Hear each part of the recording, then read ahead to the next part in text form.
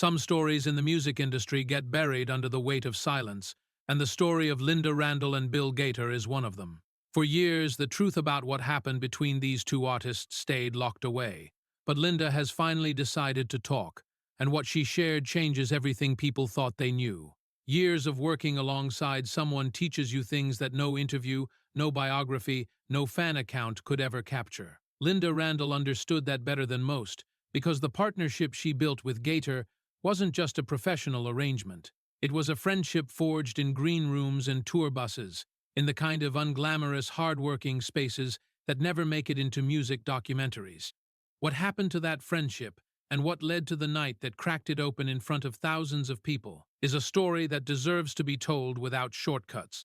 And Lynda, after years of carrying it quietly, has decided that the time for shortcuts is over. The gospel and blues and soul world has always been a space where authenticity matters above everything else, where audiences can sense dishonesty the way they sense a singer going flat. Lynda Randle built her entire career on that authenticity. Her voice, rich and emotionally direct, carried the kind of weight that comes from actually feeling what you're singing rather than performing a feeling you've rehearsed. Audiences connected to her instantly and deeply, and that connection followed her. From small venues into bigger rooms over the years she spent building her name before any of this happened. The music community knew her as someone who showed up fully, every single time, no matter what. Gaither came from that same world of earned credibility, and his rise followed a path that anyone who has ever ground their way through the lower levels of the music industry would recognize immediately. Deep-voiced, charismatic in a way that didn't feel manufactured, he pulled people in without appearing to try, which is the hardest trick in performance and the one that can't be faked. Smaller venues gave him room to develop a loyal following, the kind built one person at a time through shows where the lights aren't flattering and the sound system isn't great, but the connection between performer and crowd is so direct it bypasses every filter. That kind of following doesn't leave you easily, and Gaither's fans were exactly that devoted. Their paths crossed in the early 2000s, and the timing turned out to matter in ways nobody could have predicted at the time. Both of them were at the stage in their careers where they had built something real but hadn't yet reached the level of visibility that would come later. The early 2000s gospel and soul scene was shifting, creating space for artists who could blend traditions without losing the emotional core of any of them, and Lynda and Gaither both fit that space. When they first performed together, the people in the room that night could feel something clicking into place, some combination of voices and energies and musical instincts that produced a result neither of them had achieved alone. That first collaboration had an ease to it that veteran musicians recognize as genuinely rare, because ease on stage almost always comes from years of practice together, from developing a shorthand through repetition and failure and adjustment. Lynda and Gaither seemed to arrive at that shorthand almost immediately, which suggested they were operating from complementary instincts rather than identical ones. Her emotional range found grounding in his steady presence. His charisma expanded and deepened when her power was beside it. The gospel community and the wider soul and blues world both took notice, and the critical attention that followed reflected genuine appreciation rather than hype. What built between them offstage mattered just as much as what happened on it. The music partnership grew inside a friendship that both of them have consistently described, in the years before everything changed, as one of the most honest relationships in their lives. Trust between people who work in entertainment is harder to build and easier to lose than in most other contexts, because the incentives to perform a version of yourself rather than be yourself are so constant and so powerful. Finding someone who sees through the performance, who knows you in the in-between moments, who wants nothing from you except the genuine thing, is something musicians talk about wanting but rarely find. Lynda found it in Gaither, or believed she had. And for a long time that belief seemed entirely justified. The gospel and soul music circuit they traveled together became a shared world, built from hundreds of shows and the accumulation of all those hours on the road that never appear in anyone's highlight reel. They had seen each other tired, stressed, creatively stuck, and at the peak of what they were capable of producing. That kind of shared history creates a particular kind of intimacy that doesn't require constant maintenance because it's built on too solid a foundation to erode easily, which is part of what made it so disorienting when the erosion began. Nobody pointed to a single moment and said, That's when it started. The changes in Gaither came gradually, the way a tide goes out, so slowly that you don't notice the water level dropping until suddenly you look down and the beach is exposed in a way it wasn't before. His easygoing nature, the quality that had always made people feel immediately comfortable in his presence, began pulling back. After shows, where he had previously been the one who stayed longest, who remembered faces and names, who made every person he talked to feel genuinely seen, he started retreating faster.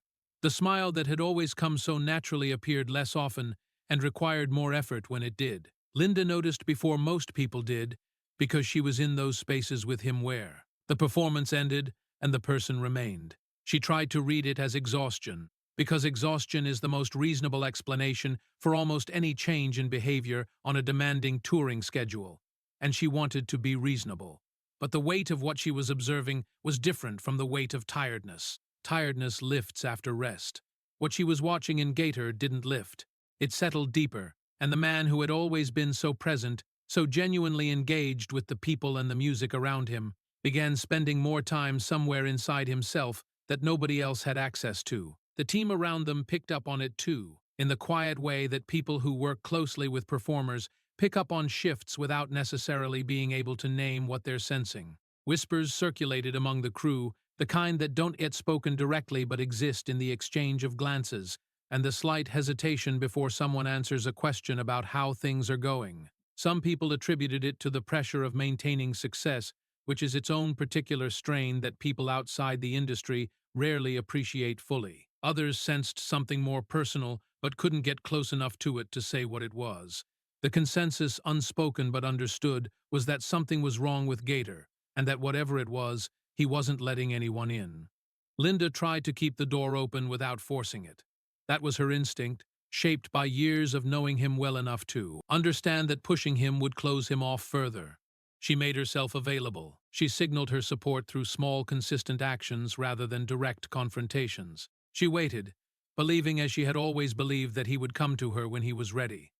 None of that waiting prepared her for what happened next, because nothing could have prepared anyone for it. The night of the show began with no indication of what was coming. Venues fill the same way regardless of what's going to happen in them, with the same pre-show energy and the same backstage rhythms and the same escalating noise as the crowd builds toward its peak. The crew ran through their standard routines. Lynda was centered and ready, the way she always was before stepping out in front of an audience. Gaither was there, quieter than he'd once been, but present.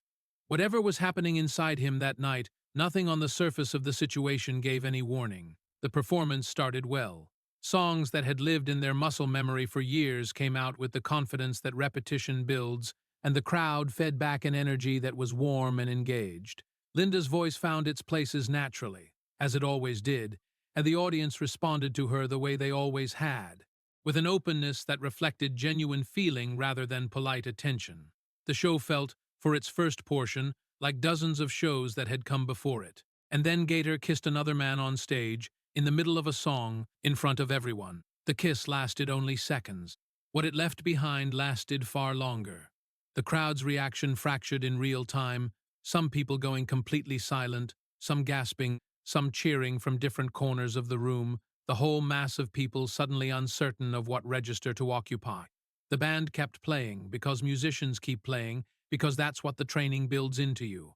The ability to continue functioning even when your brain is trying to process something it wasn't expecting to process. Lynda kept singing because that's who she is, because that is the thing she does regardless of what else is happening, and because in that moment it was the only thing that made any sense to keep doing. Inside, she has said, everything stopped. Not from judgment about what the act itself represented in terms of who Gaither was or what he felt. She has been deliberate and consistent about that point, making clear that her reaction wasn't rooted in any condemnation of him. What stopped was her certainty. The bedrock understanding she had carried for years about who this person was to her, about what she knew of his interior life, about the limits and the shape of the trust between them. All of that upended in a matter of seconds, replaced by the disorienting recognition that there were things about him she had never been allowed to see. The song ended. The applause was confused, searching. Gaither walked off the stage without explanation, without a look back, without anything that could be read as acknowledgement of what had just occurred. Lynda stood on that stage alone and finished the set, which is a sentence that sounds simple but contains an entire world of what it costs to hold yourself together in public when something private has just been exposed in the most public way imaginable. Backstage, the atmosphere broke open in the way that enclosed spaces do when something has gone wrong that everyone knows is wrong but nobody knows how to address. The tour manager fielded calls. Crew members moved quickly and spoke quietly. Reporters who had been in the audience were already making their way toward the backstage area with a focused determination of people who know they've just witnessed something that will generate significant attention. Gaither was not accessible. And Lynda, the composed one, the reliable one, the person who had always been able to hold it together, was the one who faced the cameras. She told them the truth, which was that she didn't have words for what she'd just experienced and needed time to process it. That answer satisfied nobody, because the media cycle doesn't accommodate the actual pace of human processing. But it was honest, which is more than could be said for a lot of what followed from other directions. The clips of the kiss were circulating online before she made it back to her hotel room that night. By morning, the story had taken on a life entirely its own. Gaither went silent. No statement, no interview, no social media post, nothing. That silence fed the speculation the way oxygen feeds a fire, giving it room to grow into whatever shape people wanted it to take. The music industry, gospel and soul circles, entertainment media, and the wider public all produced their own versions of what had happened and what it meant. Publicity stunt, personal revelation, breakdown, rebellion against a carefully maintained image. Every theory found its believers, because the absence of any actual explanation left the space wide open for whatever people wanted to project into it. Lynda was isolated in a way she's since described as one of the hardest periods of her adult life.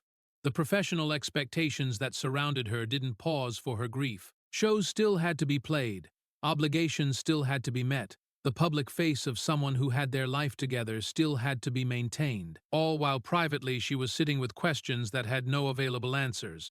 She reached out to Gaither repeatedly, not demanding explanations but making sure he understood she was still there. Some of those messages went entirely without response. Others received brief acknowledgments that communicated almost nothing. The man she had known so well had withdrawn to somewhere she couldn't reach. The touring continued because contracts don't account for personal crises. Every show they played in that period was a professional achievement that cost significantly more than the audience ever knew, because the chemistry that had always been the defining quality of their performances together was gone, replaced by a careful technical competence that felt hollow in comparison to what it had been. Audiences felt the difference even without understanding its source. Something was missing from the room. The thing that had made their music feel like more than just music was absent, and what remained, while still skilled, was a performance where there had once been an experience. Gaither's family absorbed their own version of the fallout. His parents, who had watched him build everything from the very beginning and had been his earliest believers when belief cost something, found themselves in conversations they hadn't been prepared to have, defending a situation they didn't fully understand to people eager for a reaction. His sister felt the betrayal most acutely, not of the act itself, but of the secrecy surrounding everything that had led to it. She had always understood their closeness to include a kind of honesty, a sharing of the things that mattered.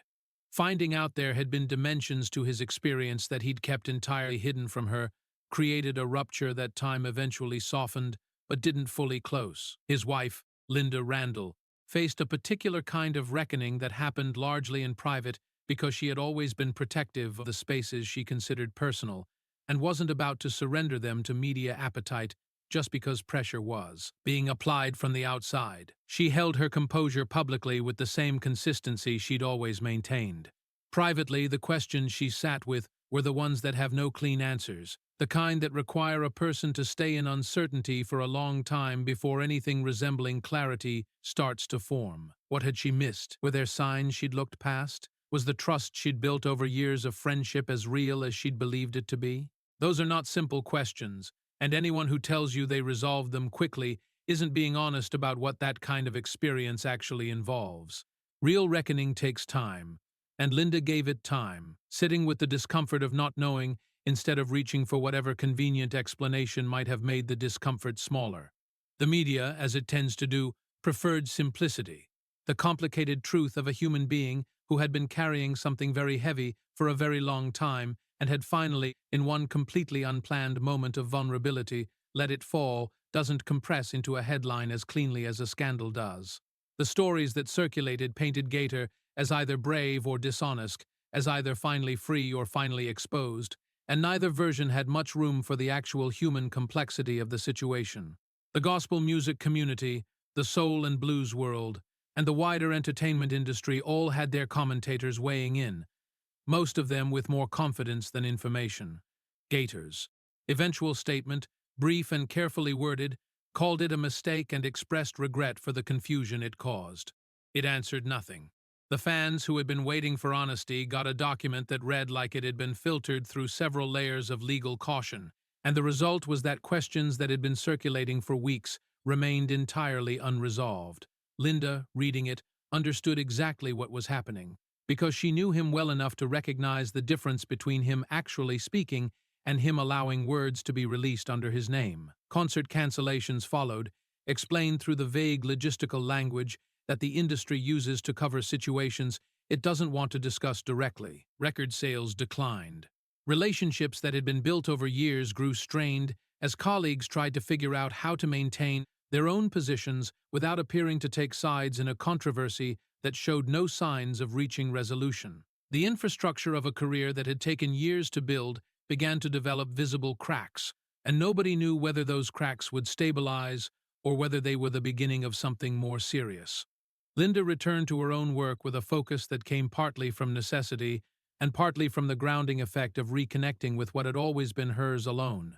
Gospel music, blues, soul, the roots she'd built her voice on before any partnership existed, those were waiting for her. The smaller venues, where she'd first developed her audience, received her back with the warmth of people who had been rooting for her since before fame was even a realistic consideration. Her voice hadn't changed. Her ability to reach an audience hadn't changed. The thing that was genuinely hers had remained intact through everything that happened, and inhabiting it again was its own kind of recovery. The grief was real, and saying so out loud matters because the tendency in stories about music industry fallouts is to rush past it toward whatever resolution sounds most satisfying. Lynda spent a real amount of time grieving not just the professional partnership, but the friendship, the actual human connection she'd believed in deeply and invested in fully. That kind of loss doesn't follow anyone's preferred timeline. It moves at its own pace, and trying to hurry it along just means you carry it longer in a different form. What she has come to believe, sitting on the far side of enough time to have some perspective, is that the kiss on stage wasn't calculated. It wasn't a stunt, wasn't a deliberate blow to anything they had built together. Something had been held under pressure for so long that it found an exit when nobody was controlling what exits were available, and the exit it found happened to be one of the most public possible. She doesn't offer that interpretation to excuse the confusion and pain that followed. She offers it because she has always believed in trying to understand people as fully as possible, and because years of sitting with the question of why brought her to the answer that feels most true to everything she knew about him. What remains between them now is quieter and more careful than what existed before, changed in ways that can't be fully undone, but not destroyed. The easy intimacy of their early years, the shorthand and the unspoken understanding that had made their music feel effortless to the people watching it, sits differently now. But something real is still there, built on too many years of genuine shared experience to be completely dismantled even by the most destabilizing of events.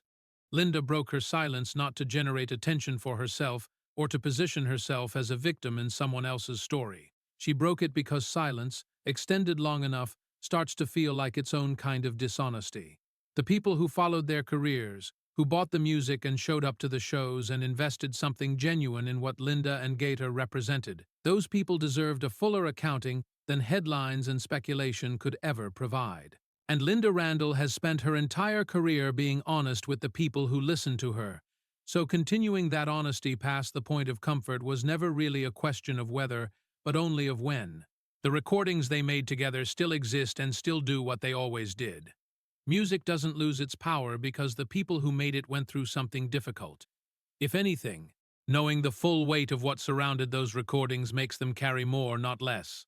Music made by people who are genuinely living through something real has a quality that is different from music made in calm conditions, And whatever else gets said about their partnership, what they produced together came from fully inhabited human experience. That remains true regardless of what came after. Lynda Randle is still singing. She never stopped. Her voice is still exactly the instrument it has always been, still capable of reaching into the listener and finding something real to hold on to. She carries what happened the way a person carries any experience that reshaped their understanding of themselves and of the world around them, not as something that defines her entirely, but as something that became part of her, part of the fullness she brings to every stage she steps onto. The story of their partnership isn't simple and never was, but simple stories rarely tell the truth about anything worth understanding. This one tells the truth, finally, and that turns out to be the thing that matters most.